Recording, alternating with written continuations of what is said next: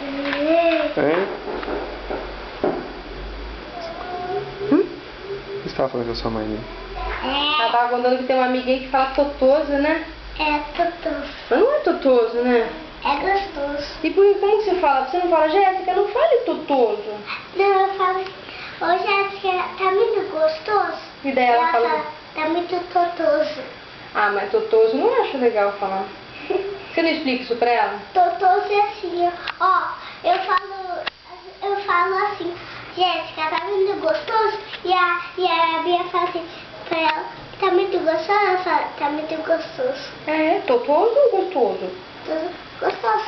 Ah, gostoso tudo bem. Agora totoso eu tô achando que não tem nada a ver. O que você acha que tem a ver? Olha aqui pra mim, olha aqui pra mim. Você acha que é legal uma criança grande falar totoso? Mãe, essa loirinha tá assim ou assim, soltada? Você acha que como? Levantado, como que faz o chuca levantado? Chuca. Deixa eu ver.